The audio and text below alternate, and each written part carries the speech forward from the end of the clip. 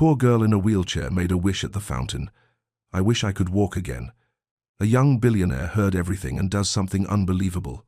The park was almost empty that late afternoon. The last few children ran around the playground equipment while their parents chatted on the benches, enjoying the last rays of Sunday.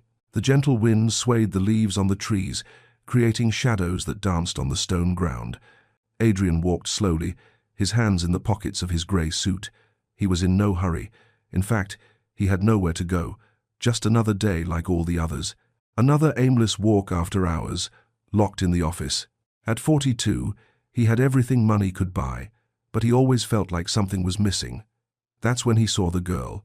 She was sitting alone near the fountain in a small, worn-out wheelchair. Blonde hair fell in curls over her shoulders, framing an angelic face. She held a coin in the palm of her hand, looking at the water gushing from the fountain, with an expression far too serious for someone so small. Adrien stopped. Something about that scene touched him in a way he couldn't explain. The girl closed her eyes and brought the coin close to her chest. Her lips moved in a whisper so low it was almost missed. "I wish I could walk again." The words hit Adrien like a punch to the gut. He felt his chest tighten. The girl opened her light blue eyes and tossed the coin into the fountain, watching the ripples form on the surface. Adrien looked around, searching for her parents. He didn't see anyone nearby paying attention to the girl. He hesitated for a moment, then slowly approached. "May I sit here?" he asked, pointing to the bench next to the fountain. The girl looked up at him. Adrien noticed her eyes were a deep blue, like the sky at the end of the day. She nodded with a small, shy smile. "Did you make a wish?" Adrien asked, sitting down. "I did." She swung her skinny little legs in the chair. "Mommy says wishes don't always come true, but I believe they do." Adrien felt a lump in his throat.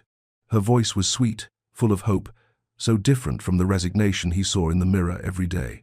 "And what was your wish?" The girl studied him for a moment, as if deciding if she could trust him. "While 7, I want to walk again," she said simply. "I used to run all over the park. Now I can only watch." Adrien leaned forward, resting his elbows on his knees. His heart raced. There was something about this child that made him want to help even without knowing her. "What's your name?" "Maya." "And you?" "Adrien." He paused, thinking about his next words. "Maya, have you ever seen a doctor? Someone who understands?" He gestured vaguely towards her legs. "Yes. The doctor said it's difficult." Maya shrugged. "Mummy gets sad when she talks about it, so I don't ask anymore." Adrien felt a pang in his chest. He imagined a single mother trying to cope with the situation, likely without enough resources to seek the best options. "Maya, there are very good doctors, people who studied just to help children like you." He spoke slowly, choosing his words. "Maybe I could try to help talk to those doctors. See what they think." Maya's eyes lit up for the first time. She sat up straighter in her chair. "Really? You would do that?" "I would." Adrien was surprised by the certainty in his own voice.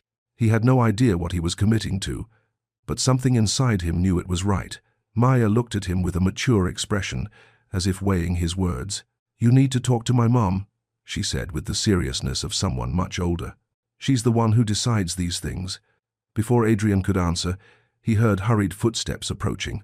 A blonde woman was running toward them, her face a mix of relief and worry. "Maya," she called out, "I told you not to leave the bench." The woman was young, probably in her early 32s, blonde hair tied in a simple ponytail, blue eyes just like her daughter's, but tired. Her clothes were clean but clearly worn. Still, there was a natural beauty about her that was striking. "Mommy, this is Adrien," Mia said, pointing to him. "He wants to help me walk again." The woman stopped abruptly, her gaze shifting from Ma to Adrien. He stood up, extending his hand. "Adrien Walsh," he introduced himself. She hesitated before shaking his hand.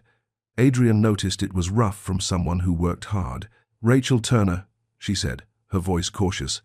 "What did my daughter mean by that?" Adrien looked at Maya, who was watching the conversation intently, then back at Rachel. "She told me about her situation. I'd like to help if you'll allow it. I know some specialists who might be able to do an evaluation."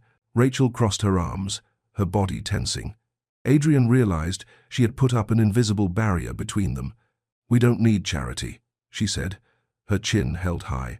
"It's not charity," Adrien said slowly. He paused, searching for the right words. I just want to help. Maya is a special girl. Mommy. Maya tugged on Rachel's sleeve. He's nice. He was talking to me about the doctors. Rachel looked at her daughter, then at Adrien. There was a battle happening behind those blue eyes. He could see suspicion fighting with something that looked like hope. I don't know you, she said finally. Why would you do this for people you don't even know? It was a fair question. Adrien didn't have a simple answer. He couldn't explain why this girl had touched something so deep within him. He couldn't say why. For the first time in years, he felt the urge to do something that truly mattered. Because she wished to walk again, he said simply, and I think all children deserve to have their wishes come true. Rachel was silent, studying his face. Maya held her mother's hand, looking between the two adults. Mommy, can I try? She asked softly. Adrien saw the exact moment Rachel softened. Her shoulders relaxed slightly, and he realized he had been holding his breath. Rachel began, then stopped. I don't know. How about this? Adrien suggested. Can I stop by your place tomorrow? We can talk calmly. You can ask me all the questions you want, and then you can decide if you want to accept my help or not. Rachel exchanged glances with Mia, who nodded vigorously. Okay, she said finally. But just to talk. Just to talk. Adrien agreed. Rachel took a crumpled piece of paper from her purse and wrote down the address. When she handed it to Adrien, he noticed her hands were trembling slightly. 247 Maple Street, apartment 3B. I'll be there tomorrow at 3. 0 inches the afternoon, if you don't mind. Maya clapped her hands, a huge smile lighting up her face. Everything's going to be okay, Mommy. I know it is. Adrien put the paper in his pocket, feeling something he hadn't experienced in a long time. Purpose. For the first time in years, he had something important to do. The next day, as Rachel pushed Ma's wheelchair toward the park exit, the girl turned and waved to him. Bye, Adrien. See you tomorrow. He waved back, standing still until they disappeared around the corner. Mia's words still echoed in his mind. I wish I could walk again. 5 simple words that had changed something inside him. Adrien looked at the fountain where other people were now tossing coins and making their own wishes. He wondered how many of them would come true, how many would remain just dreams in the water. But Maya's wish would be different. He would make sure of it. Walking home, Adrien was already thinking about the phone calls he would make that night. He knew the best neurosurgeons and orthopedists in the country. Someone had to know how to help a little 5-year-old girl make her dream come true. Behind him, the fountain continued to gush, carrying away the wishes of other visitors, but one of them had found someone who could make it a reality. Rachel was washing the breakfast dishes when she heard a knock on the door. She glanced at the clock on the kitchen wall. 2:50 inches the afternoon, 10 minutes earlier than planned. Maya, someone's at the door, she called out. It's Adrien, Maya shouted excitedly from her room. I knew he would come. Rachel dried her hands on her apron, her heart racing. She had spent the whole night wondering if she had done the right thing. She didn't know this man. Why would he care about helping 2 strangers when she opened the door? Adrien was standing in the building's narrow hallway, holding a small bouquet of yellow flowers. Good afternoon, Rachel, he said, handing her the flowers. For both of you. Rachel accepted the flowers when surprised. No one had given her flowers in a long time. Thank you. Please come in. Adrien stepped into the small apartment. Rachel felt a moment of shame seeing the place through his eyes. The living room had a faded sofa, a scratched coffee table, and an old television. The walls needed painting, but everything was clean and organized. Adrien. Maya appeared in her wheelchair, her eyes shining. You really came? Of course I did. He knelt to her level. I promised I would, didn't I? Mommy thought you wouldn't show up. Maya whispered loud enough for Rachel to hear. Maya. Rachel felt her face flush. Adrien laughed, straightening up. I understand your mom's concern, but when I make a promise, I keep it. Rachel offered coffee, but Adrien politely declined. He sat on the sofa, and Ma positioned her chair in front of him. So Rachel said, still standing, arms crossed. What exactly do you have in mind? Adrien took a deep breath. He had rehearsed this conversation all morning. Last night I called a few medical colleagues. One of them is Dr. Harrison, a specialist in spinal cord injuries. He agreed to examine Mia today if you're willing. Rachel blinked and surprised. Today? But Mommy, can I go, please? Maya clasped her little hands together. I don't know. It's so sudden. Rachel looked from Maya to Adrien. And the costs. Don't worry about that, Adrien said softly. We just want to see what's possible. Rachel sat on the edge of the sofa, her hands trembling slightly. Part of her wanted to run to protect Mia from another disappointment. How many doctors had already said there wasn't much that could be done? What if? She started, then paused. What if it doesn't work? Adrien finished. She nodded. Then at least we'll know we tried everything. Maya took her mother's hand. Mommy, I want to try. Please. Rachel looked into those blue eyes full of hope and felt her chest tighten. How could she deny this to her daughter? Okay, she said softly. Well, try. An hour later, they were in Dr. Harrison's office. Rachel had never been in such an elegant place. The reception area had leather armchairs, expensive paintings on the walls, and even a small fountain in the corner. The nurse, a blonde lady with kind eyes, smiled when she saw them arrive. You must be Maya's family. The doctor is waiting for you. Dr. Harrison was a man with graying hair and kind of clear eyes. He greeted Mia first, kneeling to her wheelchair's level. So, you're the brave little girl Adrien told me about. Maya smiled shilly. I really want to walk again, doctor. Let's see what we can do for you. The examination lasted almost an hour. The doctor asked questions about the accident, tested the reflexes Maya still had, and studied the old x-rays. Rachel had brought in a battered folder. I can feel it when you touch here. Mia pointed to her thigh. But I can't feel anything down here. That's normal, Mia. Dr. Harrison made notes in her file. You're being very brave. Rachel and Adrien sat side by side, watching the doctor's every move. Rachel noticed that Adrien was tense, his hands clenched. He seemed more nervous than she was. Finally, Dr. Harrison finished the exam and helped Mia get dressed.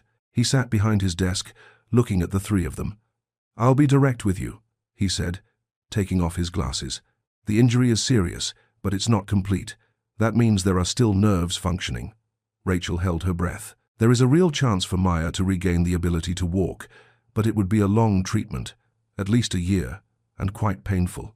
Many physical therapy sessions, possibly a small surgery to relieve pressure on the nerves. Adrien leaned forward, his heart racing. What kind of chances are we talking about, doctor? With the right treatment and her age in our favor, I'd say a 60% chance she'll walk without assistance. 80% chance she'll be able to walk with some kind of support. Rachel felt tears welling up. 60% was more hope than she had had in 2 years. And the pain? Adrien asked, looking at Mia. Is it too much for a child? Doctor. Harrison turned to Mia, who had been listening to everything intently. Maya, I'm not going to lie to you. It will hurt sometimes. You'll get very tired and might want to give up. Do you think you can be brave even then? Maya thought for a moment, then nodded with determination. I want to walk again. I'll endure the pain if I have to. The doctor smiled, impressed by her maturity. Then, let's start next week. I'll prepare a treatment plan and schedule the first session. On the way home, Maya fell asleep in the back seat of Adrien's car. Rachel looked out the window, trying to process everything that had happened.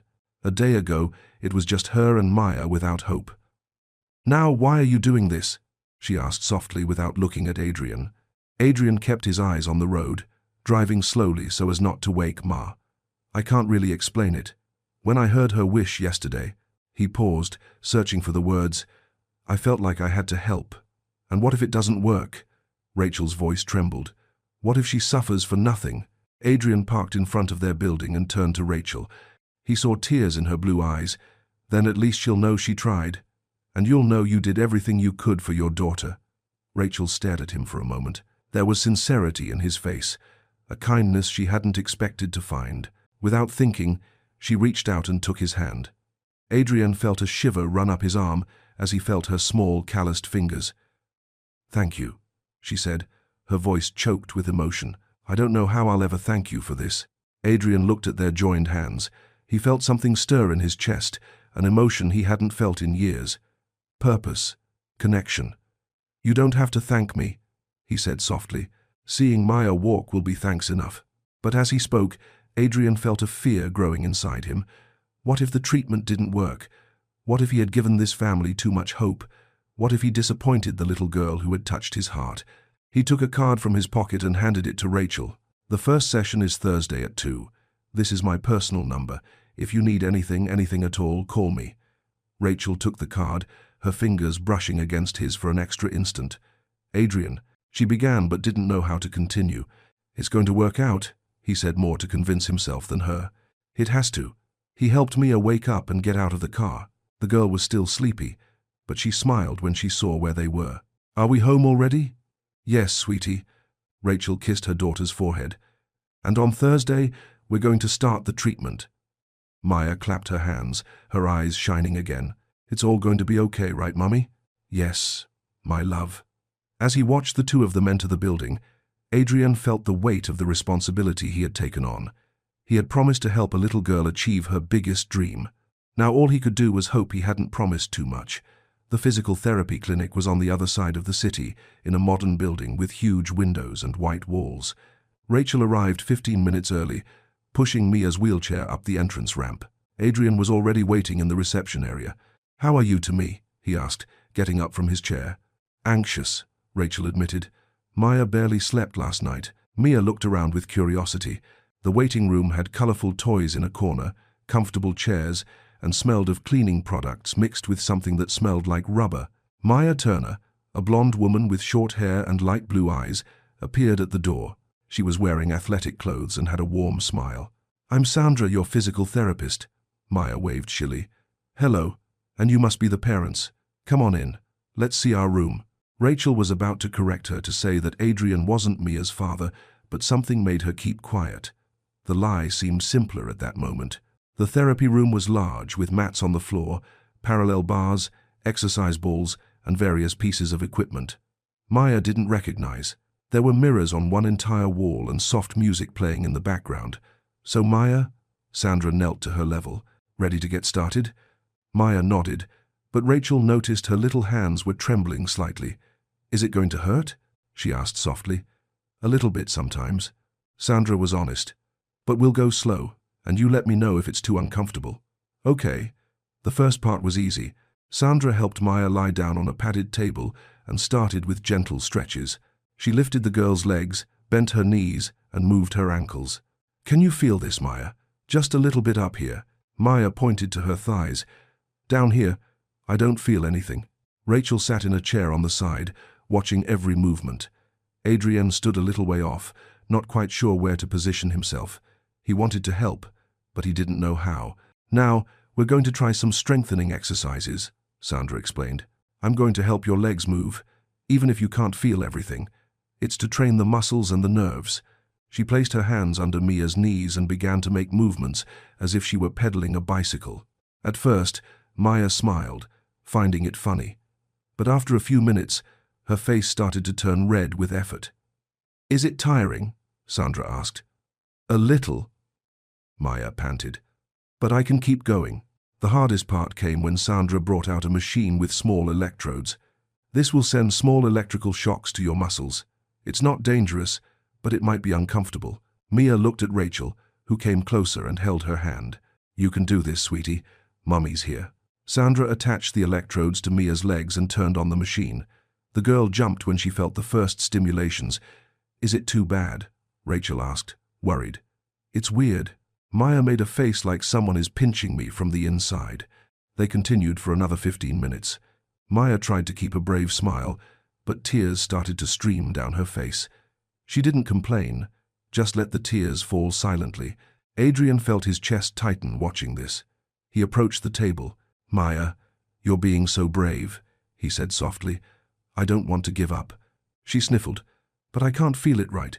It's like my legs aren't mine." "I know, sweetie." Sandra turned off the machine.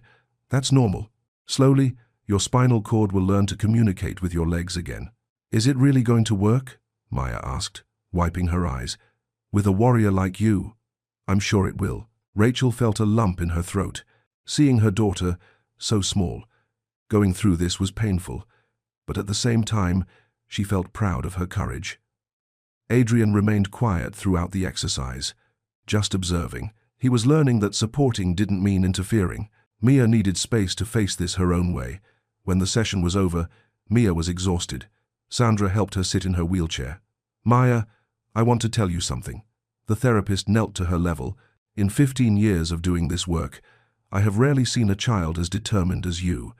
That grit you have is what's going to make you walk again. Rachel and Adrien exchanged glances. Sandra's words sounded like a promise. Really? Maya asked, her eyes shining. Really? Sandra smiled. But the road ahead is still long. 3 sessions a week, lots of exercises at home. Are you ready for that? Him. We are, Rachel said without hesitation. And I'll be here whenever you need me, Adrien added. On the way out, Maya was sleepy but happy. Mommy, I did everything she asked. You sure did, my love. I'm so proud of you. Adrien carried Mia in his arms to the car as she was too tired to transfer to the seat herself. When he placed her in the seat, she held onto his arm. Adrien, thank you for being here with me. He felt a tightness in his chest. No one had said something so simple and meaningful to him in a very long time. I always will be, Maya, I promise. On the way home, Rachel looked in the rearview mirror, watching Ma dozing in the back seat. That was harder than I imagined, she admitted to Adrien. For her or for you? He asked gently. For both of us? Rachel sighed. Seeing her cry and not being able to do anything? It's devastating. But did you see how strong she was? She didn't give up for a second. She gets that from her father, Rachel said without thinking, then fell silent. Adrien didn't ask about Mia's father. He sensed it was a sensitive topic and respected Rachel's silence. When they got home, Mia woke up more cheerful. When's the next session? Monday, Rachel said, helping her out of the car. Sandra said that next time I might feel something different. Maya told Adrien some sign that it's working. Adrien knelt to her level, and if that happens, we'll celebrate. If it doesn't, we'll keep trying.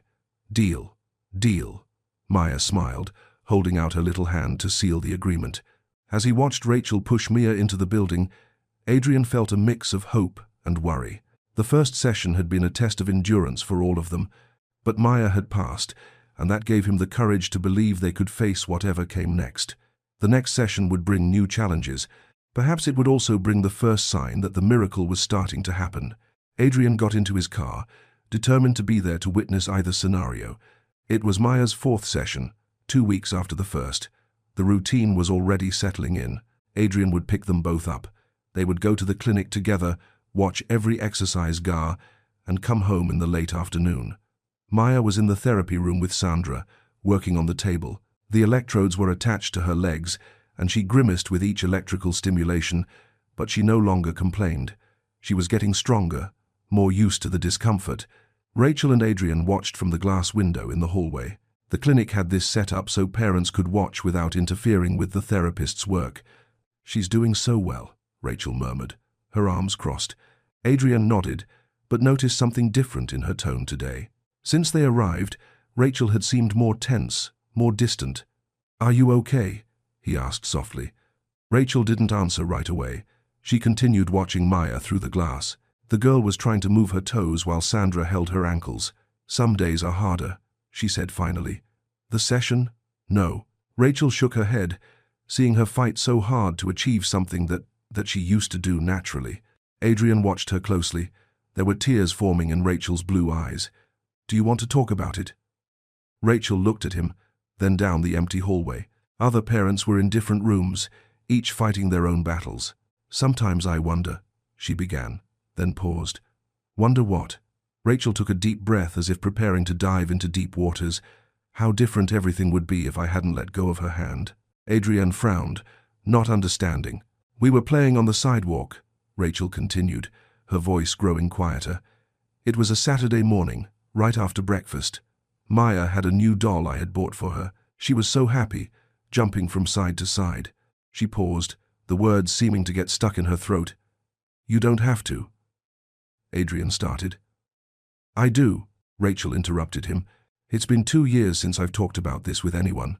Maya laughed inside the room, and the sound made Rachel smile for an instant before sadness returned. She wanted to show the neighbor how the doll talked. You know how kids are, right? Everything is a huge novelty. Rachel wiped her eyes with the back of her hand. I was distracted looking at my phone. I had to work even on the weekend back then. Adrien felt his stomach clench, guessing where the story was going. Maya let go of my hand and ran into the street. Rachel's voice trembled. Just to cross to Mrs. Margaret's house. It was a quiet street, you know. Cars never drove by at that time of morning. Rachel, Adrien tried, but she continued. But that day one did. The tears began to fall. A car out of control. The driver had felt ill, lost control. It hit Maya right in the middle of the street. Rachel covered her face with her hands. Adrien felt a pain in his chest he hadn't expected. It was the worst day of my life, she sobbed softly. Seeing my daughter lying on the asphalt, not moving, I thought she was dead. Adrien wanted to say something, but he couldn't find the words. He just stood there beside her, respecting her pain. The doctors at the hospital said she was lucky to have survived, Rachel continued, the tears now streaming freely. But I couldn't feel lucky. All I could think was that if I had held her hand tighter, if I hadn't looked at that damn phone. Rachel. No, Adrien said softly. You can't blame yourself for that. Why not? She faced him, her eyes red. I was her mother. It was my responsibility to protect her. And I failed. You didn't fail. It was an accident. If I had held on tighter, Rachel repeated, her voice breaking. She would have gotten hurt anyway, Adrien said firmly. Or maybe you would have gotten hurt with her. It wasn't your fault, Rachel. Rachel shook her head, not believing him. You don't understand. For 2 years, I've been replaying that moment. What I could have done differently. If I had paid attention, if I had held on tighter. If Adrien interrupted gently. You can spend your whole life thinking about the Mayans, but that won't change what happened. Rachel looked at him through her tears. Maya almost died because of me. Maya survived because of you, Adrien retorted. Do you think she got this far on her own? Who took care of her in the hospital? Who did physical therapy with her at home? Who worked double shifts to pay the medical bills? Rachel sniffled but didn't answer. You are the reason she is here today, fighting to walk again. Adrien continued. You are her strength, Rachel, not her fault. But I should have. You should have what? Guess the future. Adrien turned to face her completely. Rachel, you are an incredible mother. Maya knows it. I know it. Everyone in this clinic knows it. Rachel began to cry harder. 2 years of repressed guilt finally coming out. Adrien hesitated for a moment, then placed a hand on her shoulder. It's not your fault, he repeated softly. It's not your fault. They stood like that for a few minutes, Rachel crying in the hallway while Adrien offered his silent presence. He didn't try to stop her or console her with empty words. He just stood there, letting her vent. Inside the room, Maya continued to work with Sandra, unaware of the drama unfolding outside. Thank you, Rachel said finally, wiping her eyes. For letting me talk about it and for being here always, Adrien replied simply. It's strange. Rachel gave a humorless laugh. You barely know us, and you're here listening to my problems. Maybe it's easier to talk to an outsider, Adrien suggested. Someone who won't judge you. Rachel studied him for a moment. Do you have children? No. Adrien shook his head. I never have. Then you can't fully understand. And she said, but there was no accusation in her voice. The guilt a mother carries when something happens to her child it's unbearable sometimes. I may not fully understand, Adrien admitted, but I can see how much you love Maya, and I can assure you she doesn't blame you for anything. At that moment, Sandra opened the door to the room. How are you two out here? She asked, noticing Rachel's red eyes. We're fine, Rachel said quickly, composing herself. How is she? Sandra smiled. Maya had a small reaction today. Nothing major, but she managed to move her big toe when I asked just for a second, but it was a voluntary movement. Rachel and Adrien looked at each other surprised. Really? Rachel asked, sadness giving way to hope. Really? Next session, we'll work more on that. It could be the first real sign that the nerves are reconnecting. Rachel felt her heart race. After 2 weeks of painful exercises and invisible results, there was finally something concrete. Can I talk to her? She asked. Of course. We're just finishing up. As Rachel went into the room to hug Maya and celebrate the small victory, Adrien stayed in the hallway, thinking about the conversation they'd had. Rachel had been carrying a guilt that wasn't hers for 2 years, but maybe by seeing Maya improve little by little, she could forgive herself. The big toe that moved for a second was more than a sign of physical recovery. It was the beginning of a healing that went far beyond the spinal cord. 3 weeks had passed since Mia's first session. The routine was established. Monday, Wednesday, and Friday at the clinic, always at the same time. Adrien would pick up Rachel and Mare at 2:00 the afternoon, take them to physical therapy, wait through the entire appointment, and bring them back in the late afternoon. Rachel no longer questioned why he did it. Adrien was simply there as if he had always been a part of their lives, and Maya had grown accustomed to his presence in a way that touched Rachel's heart. The girl would ask about him on the off days from therapy, and when she woke up, she always wanted to know if Adrien would be picking them up that day. That Wednesday morning, Maya had woken up more excited than usual, talking about a dream where she was running through the park with Adrien and Rachel. "I dreamed we had a picnic on the grass, and I ran to get the ball," she recounted in the car, her eyes shining. "It felt so real. I could feel my feet on the grass, feel the wind on my face when I ran. It was the best feeling in the world." Rachel exchanged a look with Adrien in the rearview mirror. They had learned not to comment too much on Maya's dreams. The therapist, Sandra, had explained it was normal that the girl's mind was processing the possibility of walking again, but sometimes it hurt to hear those dreams, so vivid, so full of hope. "And at the end of the dream," Maya continued, "you two were applauding me like I had won a very important race." Adrien felt a tightness in his chest. In recent weeks, he had started appearing in Mia's dreams more often. It made him feel like part of the family, but it also made him afraid. What if they couldn't help her? What if her dreams were just that? Dreams. They arrived at the clinic right on time. Adrien already knew the way by heart, knew where to park, and greeted the receptionist by name. Sandra welcomed them with her usual smile, but Rachel noticed something different in her expression. There was an anticipation there, an energy that wasn't present in the other sessions. "How are you today?" Sandra asked, bending down to Mia's level. "Good," Rachel replied. Maya woke up saying it was going to be a special day. Sandra smiled, exchanging a quick glance with the two nurses passing in the hallway. "Sometimes kids know things before we do. Let's see how she responds to the exercises today." In the therapy room, Maya went straight to the table as she always did. She knew the routine by heart. She knew where the different pieces of equipment were, the name of each exercise, and even helped Sandra organize the electrodes. It was impressive how she had adapted to an environment that initially scared her. Sandra began with the usual stretches, moving Mia's legs carefully. Then she moved on to joint mobilizations, working each joint individually. Everything was the same as the other sessions, but Rachel noticed that Sandra was paying closer attention to Mia's reactions, watching her face more intensely. Rachel and Adrien watched from their chairs, one on each side of the table. In recent weeks, they had developed a silent and efficient dynamic. Rachel held Mia's hand when the exercises became more intense, whispering words of encouragement. Adrien would talk quietly to her about funny things to distract her from the pain, stories from his work, silly jokes that made Mia laugh, descriptions of beautiful places he knew. "Today we're going to try something a little different," Sandra announced, taking a device they didn't recognize from a drawer. "It's a more precise stimulator. It will send very targeted electrical impulses to specific points on the spinal cord." The device was larger than the usual one, with more controls and a digital screen showing colorful waves. Mia looked at it with a mix of curiosity and apprehension. "Is it going to hurt more?" she asked, her voice getting slightly higher. "Maybe a little." Sandra was honest as always, but it might bring better results too. "Dr. Harrison specifically asked us to test it today. Are you up for trying?" Maya looked at Rachel, then at Adrien. In their eyes, she saw encouragement and trust. She took a deep breath, as she had learned to do when she was nervous. "I'm up for it. I want to try."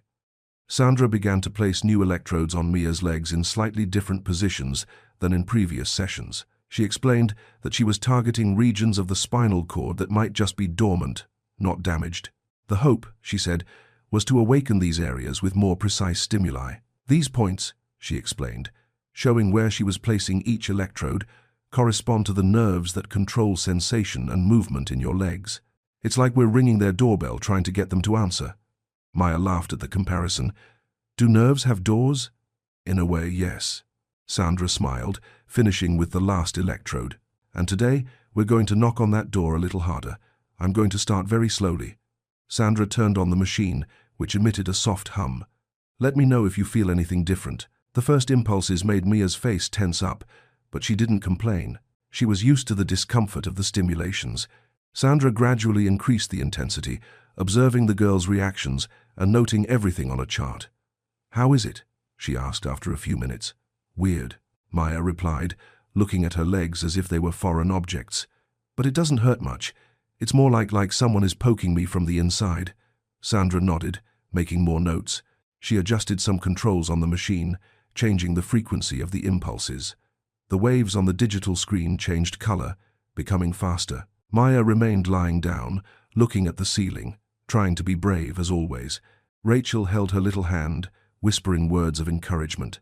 Adrien watched in silence, hoping internally for something to happen. In the past few weeks, progress had been minimal. The big toe that moved occasionally, some involuntary muscle contractions when Sandra performed certain movements. Nothing that indicated a real recovery. Nothing that brought the hope that Maya would actually walk again. Sandra increased the intensity a little more. Maya blinked several times in a row, reacting to the stronger stimulus. "Now, I want you to try to concentrate on your legs, Maya," Sandra said calmly, lowering her voice slightly. "Imagine you're sending them a message. It can be anything. Move your toes, feel an itch, anything. Don't force it. Just let your mind talk to your legs." Maya closed her eyes, concentrating intensely. Her forehead wrinkled with effort, and she breathed slowly, trying to connect with parts of her body she hadn't felt in 2 years. Rachel and Adrien held their breath without realizing, the silence in the room becoming almost palpable. A minute passed, 2 minutes. Maya remained focused, but nothing was happening visually.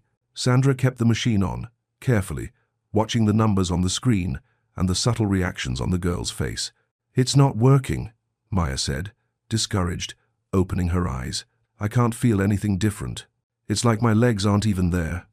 "It's okay, sweetie." Rachel squeezed her hand a little tighter. "Sometimes these things take time. You've been so brave so far." Adrien leaned forward in his chair. "Remember what we talked about yesterday, Maya? About not giving up, even when it seems hard." Maya nodded, but her eyes were starting to well up with frustration. Sandra adjusted the controls one more time, completely changing the settings. The screen showed different waves, slower but more intense. "Let's try a little more with a different approach," she said patiently. "This time, instead of trying to move, just pay attention to whether you feel anything different. It doesn't have to be movement. It could be warmth, cold, tingling, any sensation." Maya nodded, closing her eyes again. This time, instead of frowning with effort, she tried to stay completely relaxed. Sandra gradually increased the intensity of the new protocol. The room fell silent again, only the soft hum of the machine filling the space. Adrien watched the girl's face, hoping to see any sign of change. Rachel bit her lower lip, anxious, her own tears forming from hoping so hard for something to happen. 5 minutes passed. Mia remained quiet, breathing slowly. Sandra continued to adjust the controls, trying different combinations of frequency and intensity. Suddenly, Mia's eyes flew wide open, really wide, as if she had seen something unbelievable. "Wait," she said, her voice changing completely, becoming higher with surprise. "Wait, there's something." "What is it, sweetie?" Rachel asked quickly, leaning over the table. Maya was very still for a moment, as if listening to something only she could hear, paying attention to sensations coming from far away. Her face was tense with concentration, but it was a different kind of tension. It was pure anticipation. Then her eyes filled with tears, but this time they weren't tears of pain or frustration. They were tears of something she hadn't felt in 2 long years. "Mummy," she said, her voice trembling with emotion. "Mummy, I felt an itch." Rachel felt her heart stop for a second, then pound like never before. "Where, sweetie? Where did you feel it?" "In my foot." Maya was almost shouting with excitement, trying to sit up on the table. "My left foot. A really nice, real itch." Sandra immediately paused the machine and approached the table, her eyes shining with professional and personal emotion. "Maya, are you absolutely sure what you felt?" she asked, but a smile was already forming on her face. "I am." Maya was beaming, tears of joy streaming down her face. "I really felt it. It was right here." She pointed exactly to the side of her left foot, like when you stay in the same position for too long and then it itches.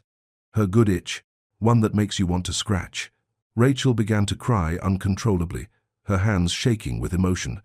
Adrien felt his own eyes well up, a wave of relief and joy washing over him. It was the first real concrete tangible sign that Maya's nerves were responding. "This is wonderful, Maya," Sandra said, making quick notes in the chart, her hands trembling a little with excitement. "This is exactly the kind of sensation we were hoping for. It means your nerves are learning to communicate with your brain again." Maya started to laugh and cry at the same time, a sound of pure joy that filled the room. "So, it's going to work. I'm really going to walk for real." Sandra bent down to her level, holding her little hands. "I can't promise anything yet, sweetie, but what you just felt is a very, very good sign. It's like your nerves have woken up from a long sleep and are saying hi back." Rachel got up from her chair and hugged Maya, crying with her, whispering words of pride and love. Adrien stood still for a moment, watching this sacred moment, feeling an emotion he couldn't name. It was pure happiness mixed with deep relief and renewed hope. "Adrien," Maya called over her mother's shoulder, reaching an arm out to him. "Did you hear? I felt my foot. My foot talked to me." Adrien stood up and came closer, being included in the family hug. He felt his heart clench with emotion as he received that spontaneous affection. "I heard, warrior," he said, his voice with emotion. "I am so proud of you. You are the bravest girl I know." "Now I know it's going to work," Maya said, her face lit by the first genuine smile in weeks. "My foot woke up. It was just sleeping." Sandra waited for the emotional moment to pass, then approached again. "Maya, I'm going to take a few minutes of break for you to process this and rest, but I want to try a few more exercises today, taking advantage of the fact that the nerves are responding well. Can we do that?" "Yes," Maya replied enthusiastically. "I want to try to feel it again." While Maya drank some juice that Sandra brought from the break room, Rachel and Adrien talked quietly in the corner of the room. "I can't believe it happened," Rachel whispered, still with tears in her eyes, wiping her face with the back of her hands. "After so long, with nothing, no hope." "She did it," Adrien said, looking at Maya, who was telling Sandra every minute detail of the sensation she had felt. "Our warrior did it." Our Rachel repeated the word, and something in her tone made Adrien look at her. They looked at each other for a moment, and Adrien realized that Rachel had said "our" naturally, including him in their family, without a second thought. He felt a warmth in his chest he couldn't explain, a sense of belonging he hadn't experienced in years. "Ready to continue?" Sandra asked, returning with the reconfigured machine. Maya nodded enthusiastically, positioning herself on the table with a completely different energy. "I want to try to feel it again. I want to talk to my foot more." The second part of the session was even more emotional. When Sandra turned the machine back onto the setting that had worked, Maya managed to feel the itch 2 more times, once in her right foot, which made her let out a little shriek of joy, and another in her left calf, which left her speechless with surprise. "It's like someone is waking up my legs slowly," she explained, radiant. "First the left foot, then the right, now the calf. It's like there's a person inside turning on the lights one by one." Sandra took detailed notes of each sensation, recording the intensity of the stimulus needed, the exact location of each episode, and the duration of each feeling. This data would be crucial for planning the next sessions. "Maya, what's happening today is a milestone in your treatment," Sandra explained, carefully turning off the machine. "I'm going to talk to Dr. Harrison today, and we'll adjust the entire protocol. We'll probably increase the frequency of sessions and try completely new exercises." "Does that mean she'll get better faster?" Rachel asked, still barely believing what she had witnessed. "It means her body is responding much better than we expected." Sandra smiled, organizing the equipment. "This opens up several new possibilities, maybe even standing exercises in the coming weeks." When the session ended, Maya was physically exhausted, but emotionally on cloud 9. For the first time in weeks, she left the clinic smiling instead of crying, waving to all the nurses and sharing her victory with anyone who would listen. In the car, she couldn't stop talking about the sensations. "It was like my foot was whispering in my ear," she explained, gesturing excitedly, saying softly that it was still there, that it hadn't gone away forever. Rachel laughed, a light and genuine laugh that Adrien hadn't heard in a long time. "And what else did your foot say?" she joked, looking at her daughter in the rear-view mirror. "That it misses running," Maya replied, completely serious, "and that soon it will be able to run again, and that it wants to get to know Adrien better by running with him." Adrien felt his heart tighten with emotion at being so naturally included in Mia's future plans. "I would love to run with you, Maya," he said sincerely. "Promise?" "I promise." As he drove, watching mother and daughter chat excitedly in the rear-view mirror, Adrien realized that this had been a decisive day, not just for Maya's treatment, but for all of them. The first sign had arrived, and with it the absolute certainty that nothing would ever be the same. 2 weeks had passed since Maya felt the first itch in her foot, 2 weeks of small but steady progress, of sensations that came and went, of hope growing slowly but surely. The physical therapy protocol had changed completely after that landmark day. Now there were 5 sessions a week instead of 3. Sandra had introduced new exercises, different equipment, more precise stimuli. Maya was responding better than anyone had dared to hope. She could feel parts of her legs more often, had limited control over some muscles, and her reflexes were gradually returning. That Thursday morning, Sandra greeted them with a different expression. There was barely contained emotion in her light blue eyes and a smile she was trying to hide professionally. "Good morning, warrior." She greeted Maya as she always did, ready for a special session today. Maya, who was in her wheelchair wearing a pink t-shirt Adrien had bought for her, smiled curiously. "Special how?" "Today we're going to try something you've been asking for weeks." Sandra knelt to her level. "We're going to see if you can stand up."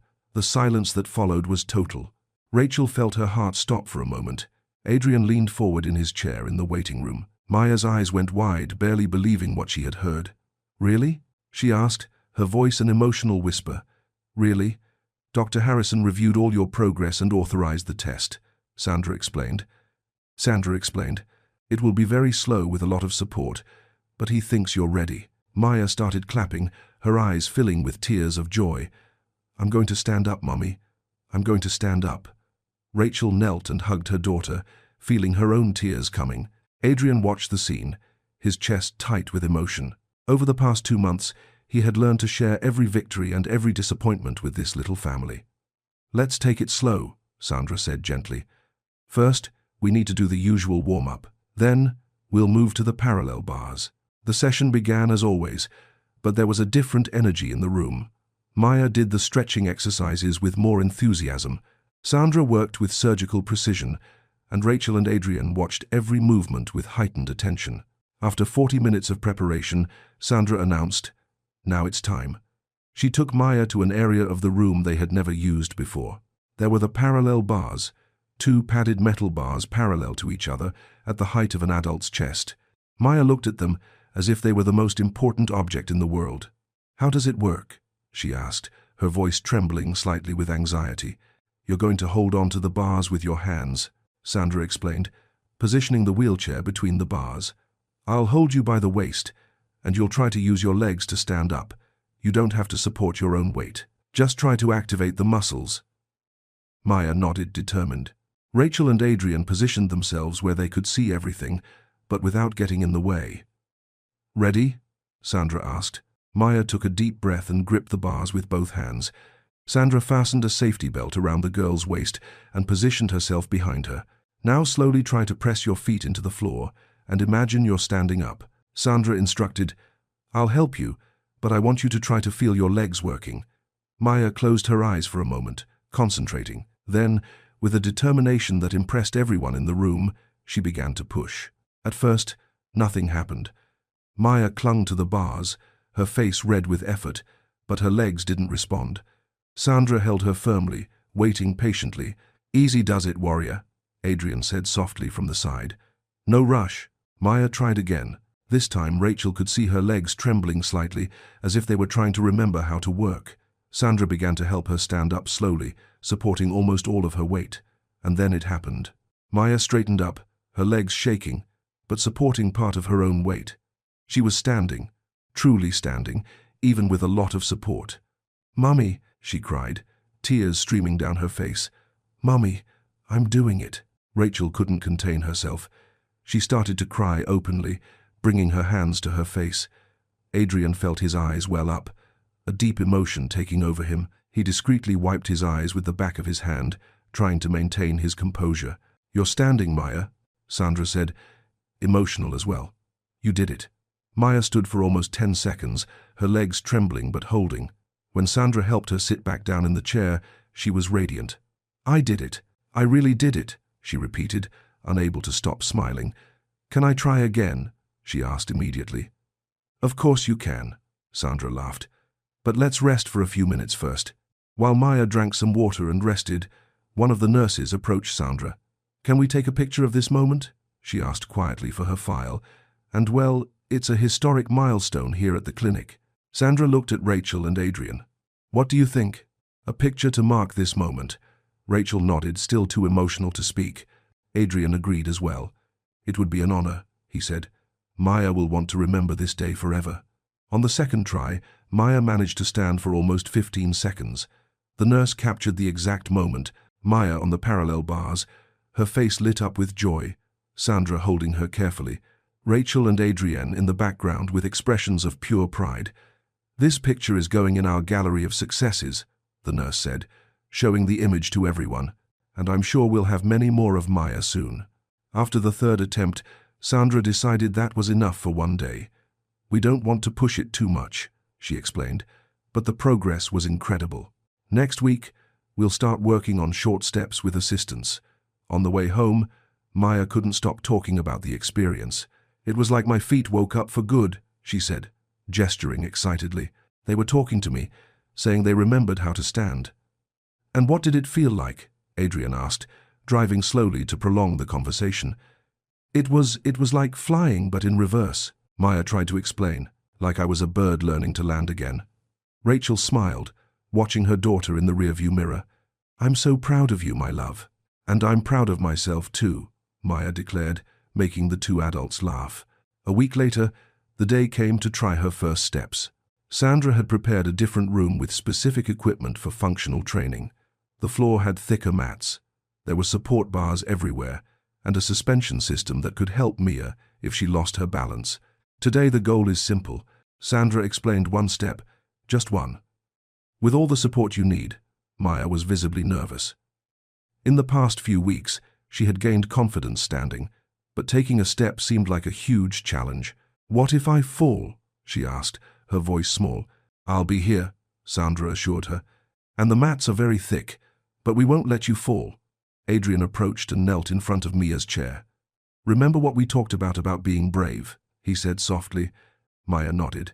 That sometimes courage isn't not being afraid, but doing it even when you are afraid. Exactly, Adrien smiled. And you've already proven you're the bravest person I know. Mia took a deep breath and nodded, determined. The process was slow and careful. Sandra helped Mia stand at the parallel bars, then moved her to a position where she could try to take a step forward with full support. Now slowly try to lift your right foot and place it forward, Sandra instructed. Maya concentrated intensely. She lifted her right foot a few inches off the ground, wobbled for a moment, but managed to keep her balance. You did it, Rachel exclaimed. Now place it forward, Sandra encouraged. Mia tried to move her foot forward but lost her balance. Sandra caught her immediately, but the movement startled Maya. She tried to get a better grip on the bars, but her hands slipped and she fell. It wasn't a dangerous fall. Sandra supported her, and the mats cushioned the impact, but it was a fall. Maya found herself sitting on the floor, her legs spread out, looking up with an expression of total despair. I'll never be able to do it, she burst out, starting to cry. Never, ever. It's impossible. Rachel rushed over, but it was Adrien who reached Maya's side first. He knelt on the mat and held out his hand to her. Don't give up, he said firmly, looking directly into her blue eyes. I'm here with you. Let's do this together. Ma looked at Adrien's outstretched hand, tears streaming down her face. I can't, she sobbed. It's too hard. Yes, you can. Adrien kept his hand extended. You've already stood up. You've already felt your legs again. A step is just a step. Maya hesitated for a long moment. The room was completely silent, everyone waiting for her decision. Then, slowly, she took Adrien's hand. Together, she asked, her voice still trembling. Together, Adrien confirmed. Sandra helped Ma get up and back to the parallel bars. This time, Adrien stood on her right side, holding her right hand while she leaned on the bar with her left. This time, I'll take the step with you, Adrien said at the same pace. Together. Maya took a deep breath, wiped away her tears, and nodded. Ready? Sandra asked. Ready, Mia replied, her voice firmer. The silence in the room was absolute. Rachel held her breath. Sandra positioned herself to provide support if needed. 3, 2, 1. Adrien counted, and Maya took her first step. It was small, hesitant, supported, but it was a real step. Her right foot lifted off the floor, moved forward, and landed a few inches ahead. The silence held for another second. Then it erupted into subdued applause. Sandra, Rachel, the two nurses watching from the door, all celebrating that historic moment. "I did it," Maya whispered, barely believing it. "I took a step." "You sure did," Adrien said, squeezing her hand. "A perfect step." Maya looked at Adrien, then at Rachel, then at Sandra. Her eyes shone with a mix of pride, gratitude, and determination. "Thank you," she said to Adrien, "for not letting me give up." "Always," Adrien replied. "I will always be here." As Sandra helped Ma sit and rest, the girl was quiet for a while, processing what had happened. "Adrien," she finally called. "Yes, I want to do something special to thank you," she said, her eyes shining with an idea. "For everything you've done for me and Mommy." Adrien felt his heart clench. "You don't have to thank me for anything, Maya." "Yes, I do," she insisted. "I want to do something very special, something to show how important you are to us." Rachel came over and kissed her daughter's forehead, "And I'm sure it will be something wonderful." As they left the clinic that day, Maya was already planning her special surprise. She had taken her first step, and now she wanted to return the affection of the person who had helped her get there. The future, for the first time in 2 years, seemed full of infinite possibilities. Rachel's apartment felt especially cozy that Friday afternoon. The golden late-day light streamed through the kitchen window, creating a warm and welcoming atmosphere. Maya was sitting at the small table, surrounded by scattered colored pencils and blank papers. It had been 3 weeks since her first step, and her progress had been steady. She could now take up to 5 consecutive steps with support, and Sandra was talking about starting balance exercises the following week. But that afternoon, Maya had other plans. "Mummy, can you help me pick the colors?" she called from the kitchen. Rachel was in the living room organizing some work papers on the sofa. Adrien had gone out to handle some office matters, but had promised to be back for dinner. This was how it was now. He was part of their routine, so naturally it felt like he had always been there. "What colors do you want, my love?" Rachel asked, approaching the table. Maya had a paper in front of her, but was covering it with her hands, so Rachel couldn't see. "It's a surprise," she said, her blue eyes shining with mischief. "But I need the skin-colored pencil and the lightest brown you have." Rachel rummaged through the pencils scattered on the table until she found the shades Maya had requested. "Here they are." She handed them to her daughter. "May I know what you're making?" "Not yet," Maya laughed. "It's a very special surprise, for a very special person." Rachel smiled, kissed the top of her daughter's head, and returned to the living room. She knew that when Mia decided to make a surprise, it was best to let her work in peace.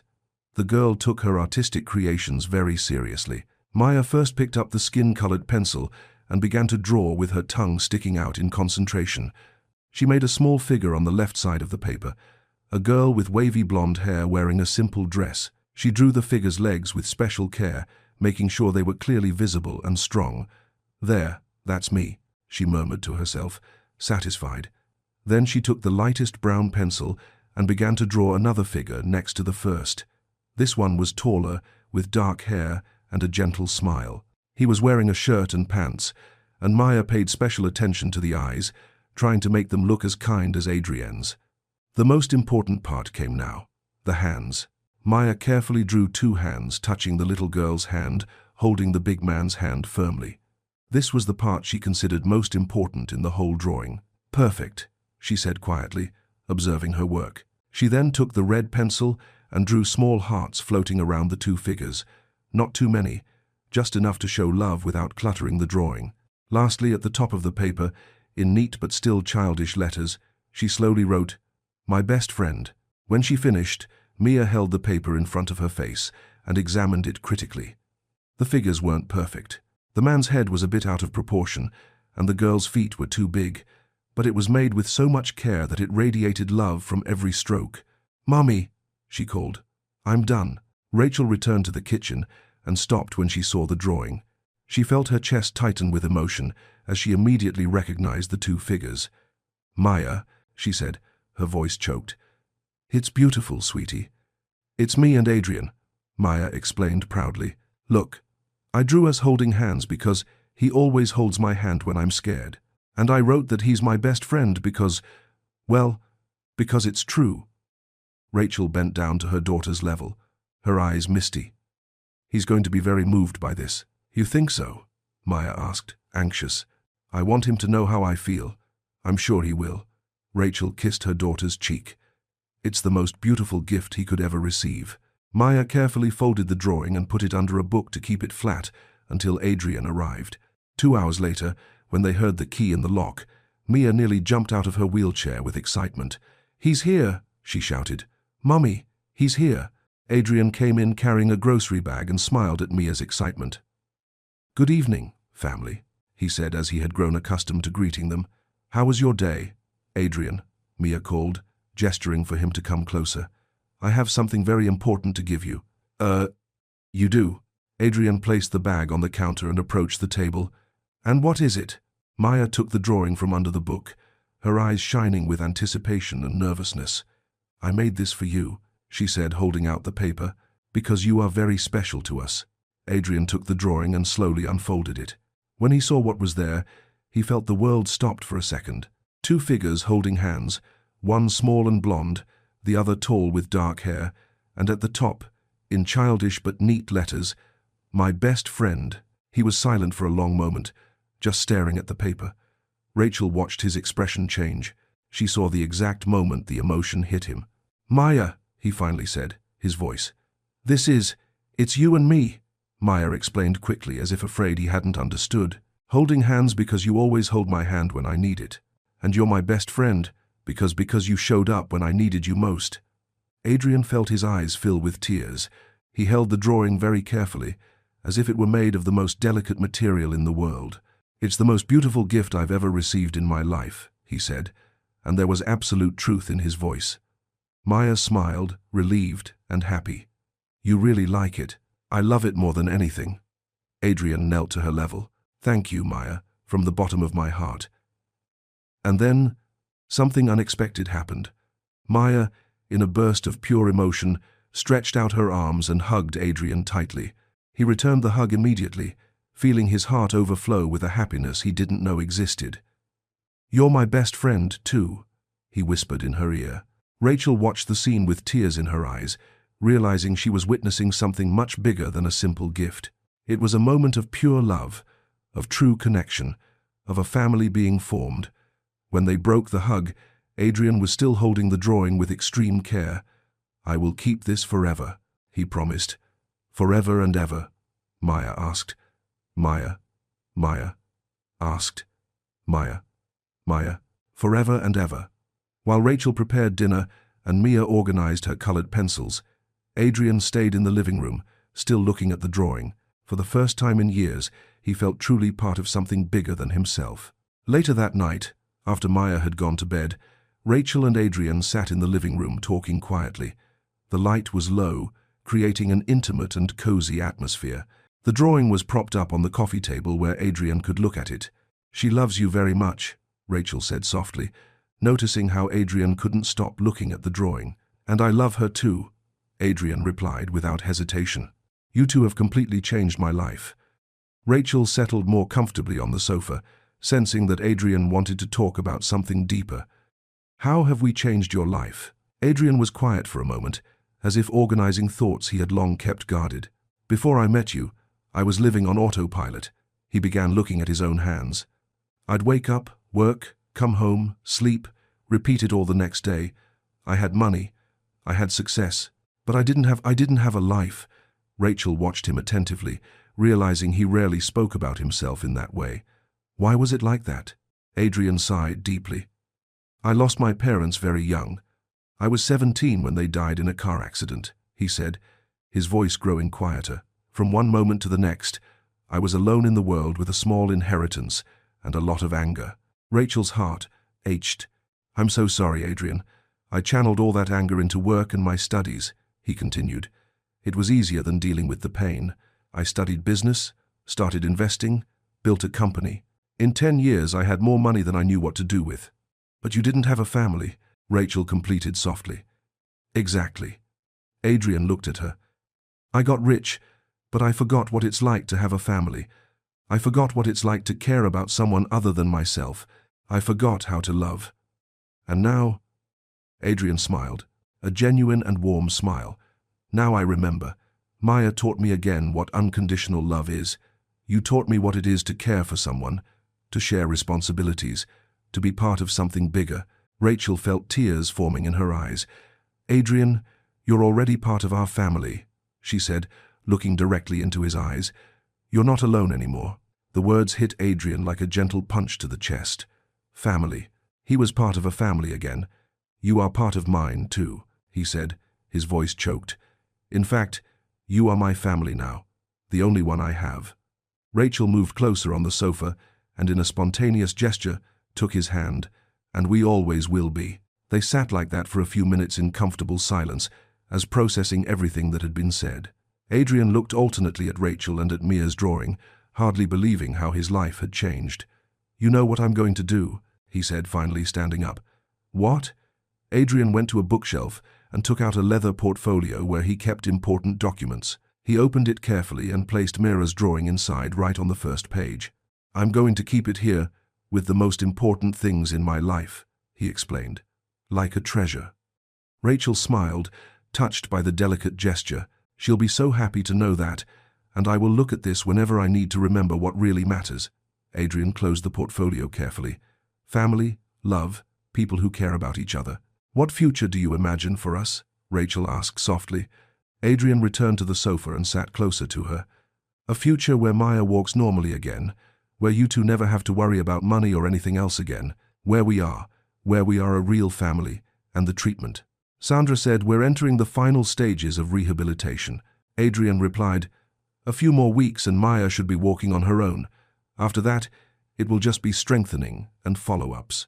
Rachel nodded, barely believing they had come so far. Sometimes I pinch myself to make sure this isn't all a dream. It's not a dream. Adrien held her hand tighter. It's our new reality, our family, our life. When they said goodbye that night, they both knew that something had definitively changed between them. They were no longer just acquaintances united by a cause. They were family. And Maya's drawing, kept like a treasure in Adrien's portfolio, was the concrete proof that love had found a way to blossom in the hearts of three people who needed it most. The final stages of rehabilitation were approaching. But for all of them, what truly mattered had already been healed. The ability to love and be loved. 6 months. 6 months had passed since that meeting in the park, since the first wish whispered at the fountain. 6 months of sessions, tears, small victories, falls, and new beginnings. And now, on that sunny Tuesday morning, Maya stood at the entrance of the clinic, looking down the long hallway in front of her. Without the wheelchair, Sandra was beside her, smiling with pride. Rachel and Adrien watched from a few feet away, their hearts racing. The entire clinic staff had gathered discreetly. Nurses, other physical therapists, even Dr. Harrison had come down to witness this moment. Ready, warrior? Sandra asked softly. Maya took a deep breath, her hands loose at her sides. She was wearing new sneakers that Adrien had bought especially for the occasion, white with pink details, which she had carefully chosen at the store. Ready, she said, her voice firm but emotional, and then she began to walk. They were not hesitant or supported steps. They were her own steps, short but steady one after the other. Maya kept her gaze fixed on the end of the hallway, focused, but a small smile played at the corner of her mouth. Step, step, step. Rachel covered her mouth with her hands, the tears beginning to fall. Adrien felt his chest tighten with emotion, hardly believing what he was seeing. The girl he had met in a wheelchair, making an impossible wish at a fountain, was now walking on her own. Come on, Maya, Sandra encouraged quietly. You're doing perfectly. Ma reached the middle of the hallway and paused for a moment, not out of tiredness, but to look back and see the distance she had covered. When she saw all those people watching her with huge smiles, her own smile widened. I'm really walking, she said, her voice echoing down the hall. You are, Rachel shouted back, no longer able to contain her emotion. Ma turned and continued walking to the end of the hallway. When she got there, she turned again to face the entire distance back. This time, she walked a little faster, more confidently. When she arrived back at the starting point, the entire team burst into applause. It wasn't restrained or professional applause. It was the applause of people who had witnessed a miracle, who had been part of an extraordinary journey of overcoming. Maya stopped amidst the applause, looking around at all the people who had helped her over the months. Her smile was radiant, confident, the smile of someone who had conquered the impossible. "Thank you," she shouted to everyone, clapping as well. Sandra approached and hugged her. "Maya, you are officially an independent walker," she announced. "Congratulations, sweetie." Rachel ran over or tried to run while crying and hugged her daughter tightly. "I knew you could do it," she sobbed. "I always knew you could do it." Adrien approached more slowly, still processing everything he had witnessed. When he got close, Maya held out her arms to him. "Adrien, did you see? I walked the whole hallway." "I sure did," he said, his voice choked, hugging her. "I'm so proud of you. I don't even know how to express it." Dr. Harrison approached the group smiling. "Maya, technically you still need a few strengthening sessions," he said, "but for all intents and purposes, your main treatment is complete. You can walk again." Maya nodded serious for a moment. "Am I still going to come here twice a week for 2 more months?" Sandra explained. "Just to make sure your muscles get really strong and to prevent any future problems. But you can live a completely normal life now." "Normal." Maya repeated the word as if it were magic. A normal life. When they left the clinic that day for the first time in months, there was no wheelchair. Maya walked to the car, slowly but steadily, stopping now and then to comment on how strange and wonderful it was to see the world from her usual height again. "Things look different when you walk," she observed, getting into the back seat of the car. "Like it's a new world." "It is a new world," Adrien agreed, adjusting the rearview mirror to see her. For all of us on the way home, Maya couldn't stop planning. "Tomorrow, I want to walk to school," she announced, "without anyone driving me. I want to leave the house, walk there, and arrive at my classroom walking." Rachel turned to look at her. "Are you sure? It's a bit far, my love." "I'm sure," Maya said, determined. "I want everyone to see that I did it, and I want to carry my own backpack like the other kids." Adrien smiled, watching her in the rearview mirror. The girl was planning to reclaim her life one step at a time. "And on the weekend," Maya continued, "I want to go to the park where we met. I want to run from one side to the other like I used to." "We'll do that," Adrien promised. "We'll do everything you want." A week later, the new routine was established. Maya woke up early, had breakfast with Rachel and Adrien, who was now practically living with them, and walked to school with her pink backpack on. In the afternoon, she would walk back, always with stories about how impressed her classmates were with her recovery. Adrien had completely reorganized his professional life. He worked from home most days, only leaving for essential meetings. He had discovered that he enjoyed helping Mia with her homework much more than being stuck in an office. "Adrien, can you help me with math?" Ma asked one Thursday afternoon, sitting at the kitchen table with her books spread out. "Of course." Adrien sat next to her, pulling her notebook closer. "What part are you not understanding?" "The division problems." Maya made a face. "They're so hard." Adrien laughed, remembering when he was her age and thought division was the end of the world. "I'll teach you a trick," he said, picking up a pencil. "Let's imagine you have 12 candies and you want to share them equally with 3 friends." Rachel watched them from the sink, where she was washing the lunch dishes. Scenes like this were repeating every day now, Adrien helping Mia with her homework, playing with her in the building's small yard, planning her future. "Maya, what do you want to be when you grow up?" he had asked a few days earlier. "A physical therapist," she had answered without hesitation. "Like Sandra, I want to help other kids walk again." Adrien and Rachel had looked at each other, touched by the maturity of her answer. "Then we'll start thinking about a good school for you." Adrien said, "A school where you can study hard and prepare for that." "An expensive school?" Mia asked, worried. "A good school," Adrien corrected. "Don't worry about money. Your future is the most important thing." That night, after Maya went to bed, Adrien and Rachel stayed in the living room talking about future plans. It was something they did almost every night now, planning Maya's education, thinking about changes to the apartment, imagining what their lives would be like in the coming years. "Have you ever thought about going back to school?" Adrien asked Rachel. "To study what?" "Whatever you always wanted to study but couldn't because of circumstances." Rachel was quiet for a moment. "I always wanted to study psychology," she admitted. "I wanted to help other mothers who go through what I went through." "Then let's make it happen," Adrien said simply. "Maya is old enough to be alone for a few hours. I can help with her and you can study." Rachel looked at him surprised. "Adrien, you already do so much for us. It's not about doing things for you," he interrupted her softly. "It's about building our life together, our family." The word family still had a special impact every time it was spoken between them. It had become real in a way none of the three had planned, but it felt like the most natural thing in the world. "Maya, come have dinner," Rachel called a few days later.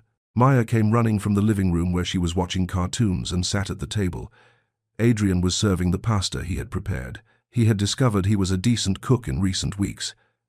Smells good," Maya commented, picking up her fork. "Special recipe from Chef Adrien," he joked, serving Rachel as well. As they ate, they talked about their day. Mia told stories about school, Rachel talked about work, and Adrien commented on his projects. It was a simple, ordinary routine, but it brought a deep happiness to all three of them. "You know what I realized today?" Maya said in the middle of dinner. "What?" Rachel asked. "That it's been a long time since I've thought about the wheelchair," Maya said naturally. "This morning I was going to get something from the top of the cabinet, and I just reached up to get it without thinking. Before I would have been sad because I couldn't reach it." Adrien and Rachel smiled, touched by the observation. "That means walking has become natural again," Adrien commented. "Yeah," Maya nodded. "It's like I never stopped walking.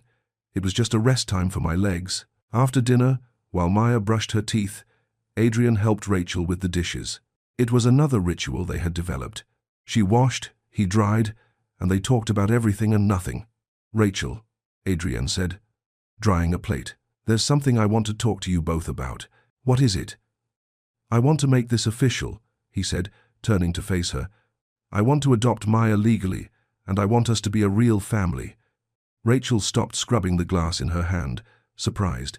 "Adrien, I know it's a lot to process," he continued quickly, "but these past months have shown me that you are the family I've always wanted, and I want to be the father Maya deserves to have." "You already are," Rachel said softly. "You're already her father in every way that matters. So, let's make it official." Rachel looked him in the eyes, seeing absolute sincerity there. "Let's talk to Maya," she said finally. "See what she thinks of the idea." When Mia came back from the bathroom in her pajamas, with her hair in a loose ponytail, she found the two adults in the living room with serious expressions. "Did something happen?" she asked, worried. "Sit here, sweetie," Rachel said, patting the sofa between her and Adrien. "We have something important to talk about." Maya sat down, looking from one to the other. "Adrien has a proposal to make," Rachel began. Adrien took a deep breath. "Maya, these months taking care of you and your mom have been the happiest of my life," he said, choosing his words carefully. "You two have become my family, and I'd like to know if you would accept me as your father officially." Maya stared at him for a long moment, processing what she had heard. "You want to be my dad?" "I do," Adrien said simply. "If you want me to be." Maya looked at Rachel, then back at Adrien, her blue eyes filled with tears, but they were tears of joy. "I've always wanted a dad," she said softly, "and there's no one in the world I'd rather have as my dad than you." Adrien felt his chest burst with happiness. He opened his arms, and Ma threw herself into them, crying with emotion. "I promise I will always be by your side," he said, his voice choked. "Forever." Rachel came closer and hugged them both. "And we'll never let you be alone again," she said, completing the promise. Maya pulled away from the hug slightly and looked at Adrien with that radiant smile he had grown to love so much. "You're my best friend," she whispered, repeating the words she had written on the drawing months ago. "And you're my daughter," Adrien whispered back. "My brave, smart, and wonderful daughter." When they went to sleep that night, they all knew their lives had found the right path. Maya had started walking again, but more than that, they had all learned to live again. The challenges they would face in the future would be the normal challenges of any family. School problems, decisions about the future, small arguments, and big reconciliations. But they were challenges they would face together. At the simple kitchen table, between smiles and conversations about the day, they had found something worth more than any wealth. A real home built on love, presence, and the promise that they would always be there for each other. The wish whispered at the fountain had come true in a much bigger way than Maya could have ever imagined. She hadn't just started walking again, she had gained a complete family. If this story touched your heart, subscribe to the channel and turn on notifications so you don't miss the next ones. Leave a like because it helps this story get recommended to more people. See you in the next.